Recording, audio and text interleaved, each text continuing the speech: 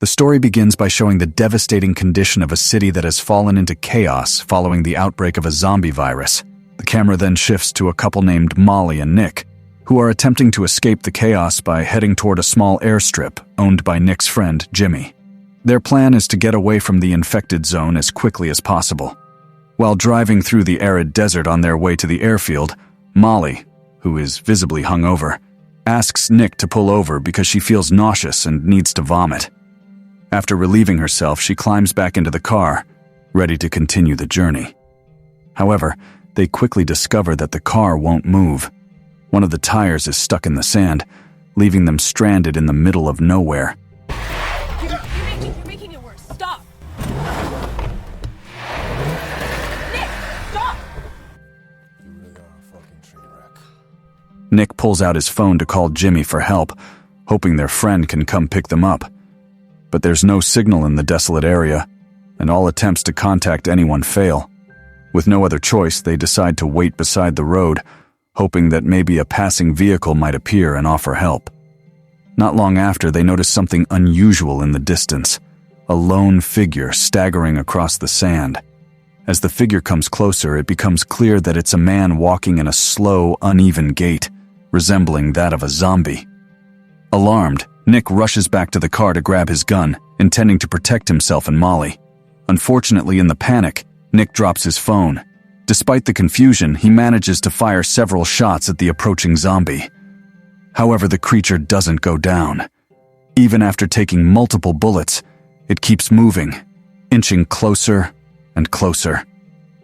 Realizing that the shots aren't stopping it, Nick and Molly decide to hide inside the car, locking themselves in for safety.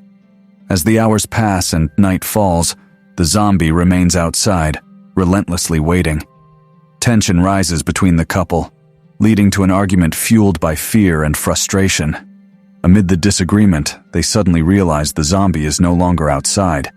They start to believe that perhaps it gave up, possibly exhausted from waiting so long without getting a response. Seizing the opportunity, they quietly exit the car to search for Nick's phone, hoping it might have signal now so they can contact Jimmy. But the plan quickly falls apart when the zombie returns and attacks Nick, biting him. Molly, in shock, manages to escape and retrieve the phone. She runs back to the car, devastated by what just happened. With time running out and danger still nearby, Molly grabs as many supplies and snacks as she can, stuffs them into a bag, and decides to get as far away from the zombie as possible.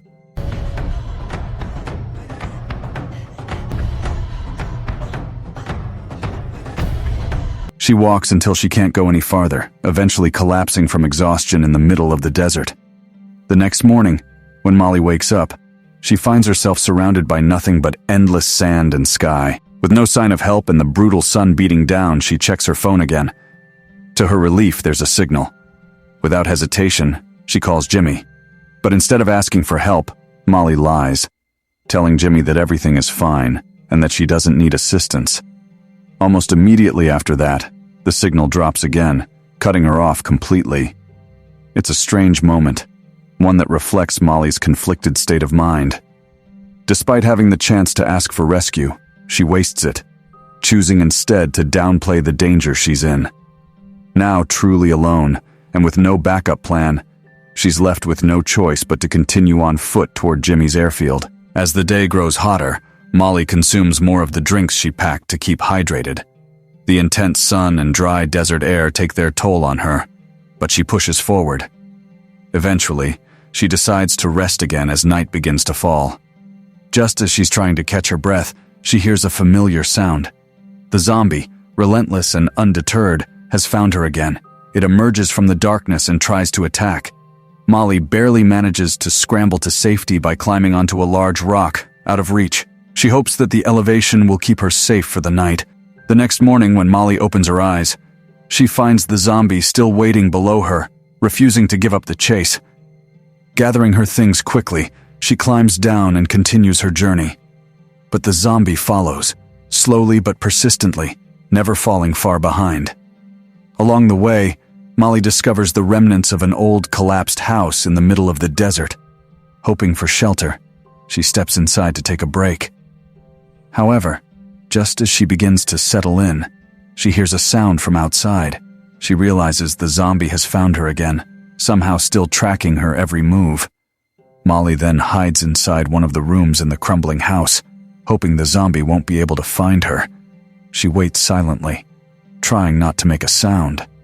When the zombie finally appears to lose interest, Molly takes her chance and quickly escapes the house. But as she glances behind her, she realizes the zombie is still following, relentless and unfazed. After walking for several more meters, Molly sees a dust storm rising in the distance.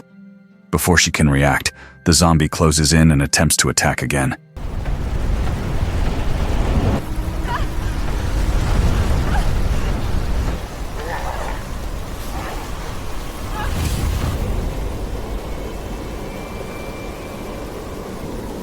Amid the chaos of the sandstorm and the attack, Molly somehow manages to survive.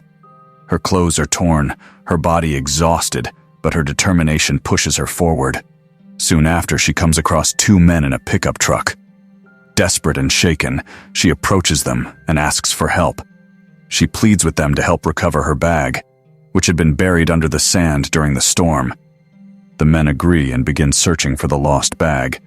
As Molly waits in the back of their truck, she notices something unsettling, a body bag lying carelessly behind the vehicle. Alarmed, she tries to leave, but the men stop her. What follows is a traumatic moment.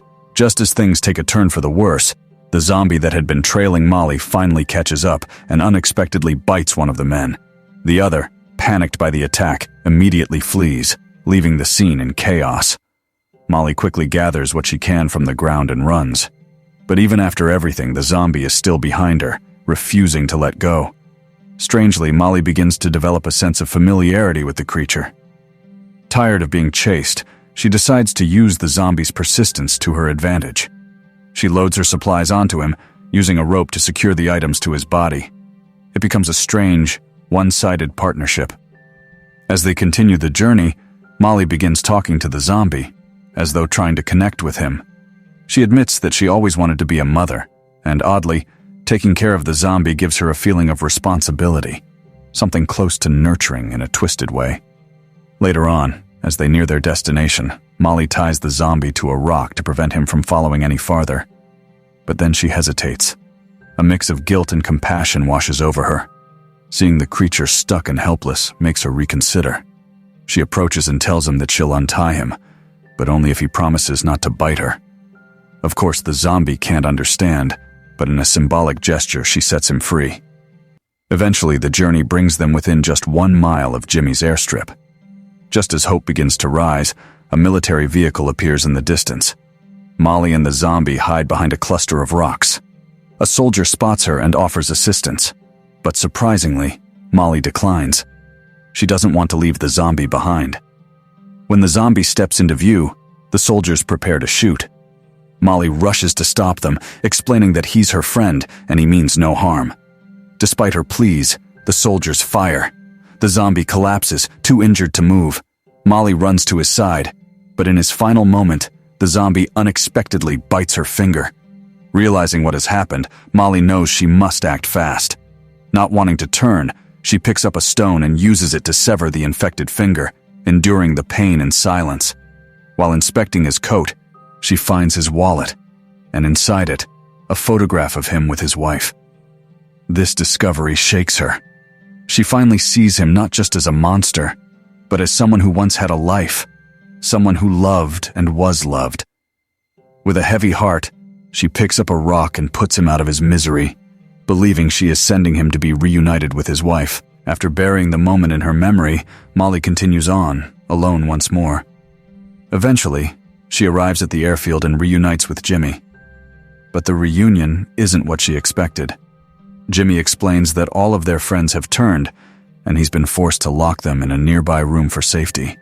Once the plane is ready, they prepare to depart for Mexico. But as they are about to take off, Molly changes her mind. She tells Jimmy she can't go. Memories of her son, Chase, flood her thoughts. She walks away from the aircraft and goes into Jimmy's office, where she calls Chase. Over the phone, she hears his trembling voice. He's hiding under a table, terrified and alone. Without wasting a second, Molly grabs the car keys, determined to rescue her son. But then she realizes the car keys aren't with Jimmy. They're with his infected friend, still locked in the room with the others. With no other option, Molly enters the zombie-filled room, navigating through danger to retrieve the keys. She succeeds. Driving through a city in ruins, Molly arrives at what's left of her home. The streets are eerily silent, debris scattered everywhere, a grim reminder of what the world has become.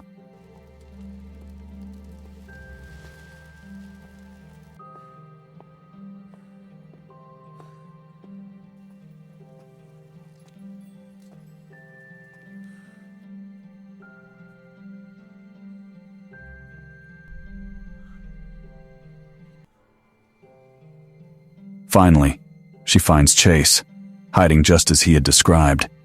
But as they prepare to leave the house, they find that a horde of zombies has surrounded the building. With no way out and nowhere to run, Molly prepares herself for one last fight. Determined to protect her son at any cost, she faces the crowd of undead as the screen fades to black. The film ends. If you like this video, don't forget to subscribe. Because by subscribing, you have supported me to make better videos. See you in the next video.